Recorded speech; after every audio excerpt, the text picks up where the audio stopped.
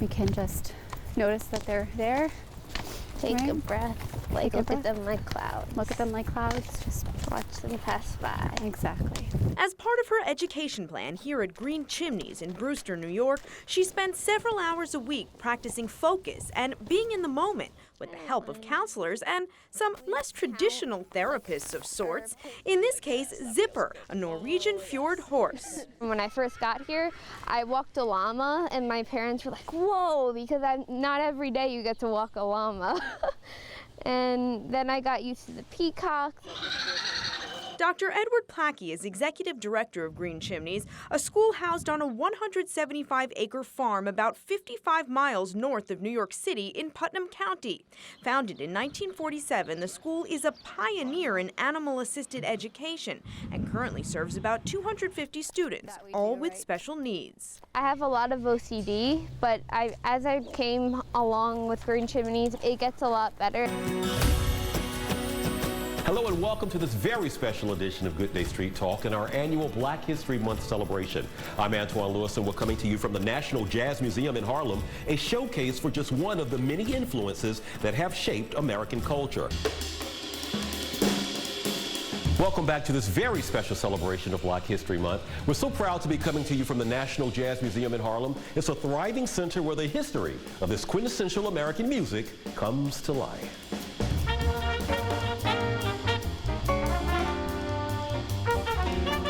I invite everyone into our living room. It's a cozy and intimate space that's open to everyone in the community.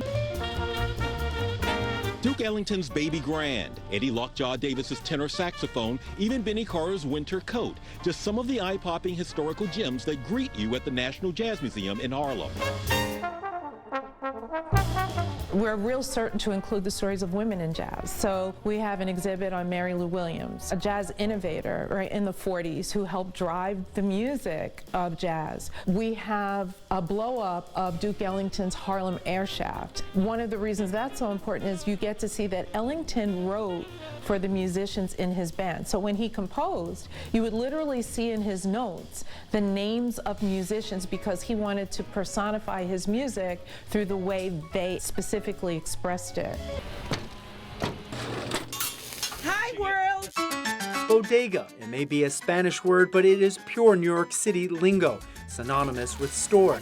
To us, bodegas are often the cornerstone of communities across our city, and everybody seems to have their reason for a bodega run. Bacon, egg, and cheese. Bacon, egg, and cheese. Bacon, egg, and cheese. The classic New York City bodega is open day and night. You can get everything from lotto tickets to snacks, or perhaps, as it is for Sandra, it's about the proximity. We can't walk that far or carry that much groceries from that far length. We stay local. 6 years ago, I opened my first little storefront just up the block from here. I chose Gowanus because I didn't want to have to deal with the subway. And I knew that the neighborhood had a lot of potential and it was still relatively affordable. About 3 years ago, this space became available and the owner of the building approached me, said he really loved what I'm doing in the neighborhood. What Rebecca Schoneveld was doing in the neighborhood? Bringing high quality, locally made wedding gowns to Gowanus. About half of the store is my personal collection, which is mostly made in New York City. We also partner with an embroidery house in India.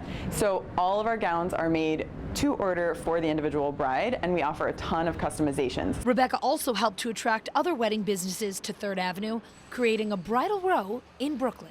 I'm here, I'm bringing women down shopping for their dresses, so why not also have their alterations place right next door, and they can shop for flowers right up the street.